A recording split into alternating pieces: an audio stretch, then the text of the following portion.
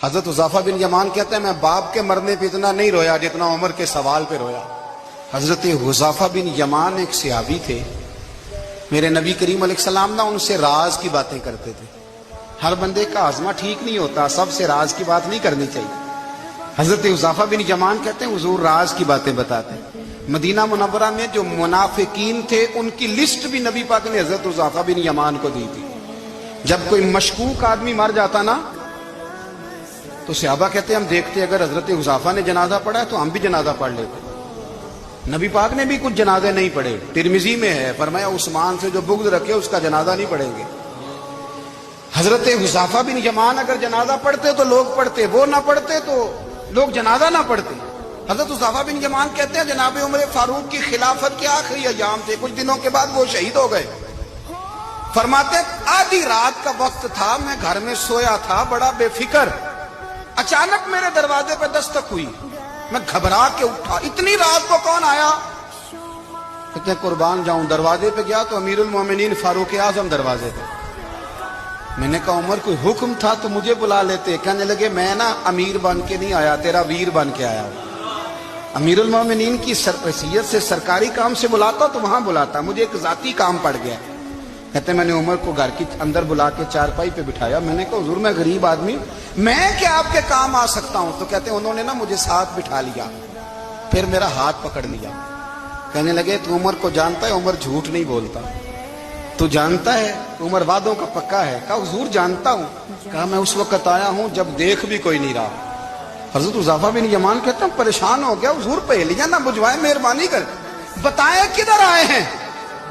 حضرت عمر فاروق فرمانے لگے 62 سال کا ہو گیا ہوں، 63 میں چل رہا ہوں، داڑھی سفید ہو گئی ہے، پھل پک گیا، اٹھ فریدہ ستیا، داڑھی آ گئی پور، اگا نیڑے آ گئی، پیچھا رہ گئی دور، اب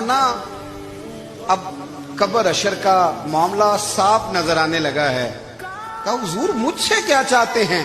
حضرت عمر رو پڑے، کہنے لگے آج میں عشاء کے بعد نکلا ہوں تو نبی پاک کے صحابہ مجھے نیک کہہ رہے تھے، پھر میں نے بچوں کی ماں سے اور بچوں سے بھی پوچھا ہے، وہ بھی مجھ سے راضی ہیں۔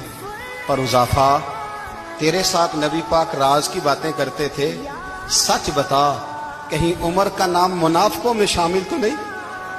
سچ بتا ان منافقین میں تو شامل نہیں، کہیں اوپر سے تو نہیں سارا کچھ؟ حضرت حذیفہ بن یمان کہتے ہیں میں باپ کے مرنے پہ اتنا نہیں رویا جتنا عمر کے سوال پہ رویا۔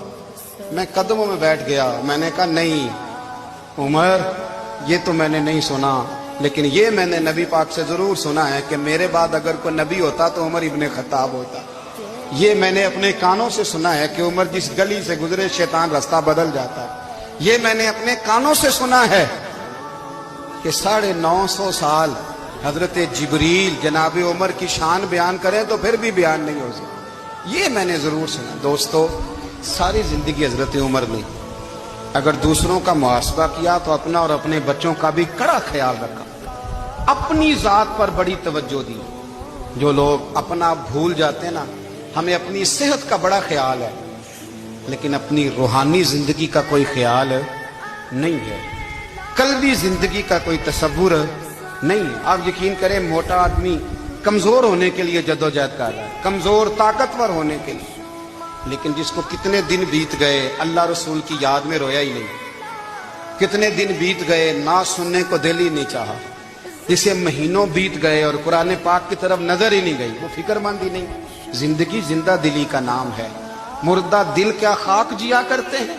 بھائی حضرت عمر کی زندگی دور حاضر میں ہمیں یہ سبق دیتی ہے کہ کڑی نگرانی رکھو اپنے پودوں کی، کڑا خیال رکھو اپنے ذاتی باغ کا، اور یہ جو تمہارے دل کی دنیا ہے یہ تمہاری روح کی زندگی ہے، اس کا محاسبہ کرتے رہو۔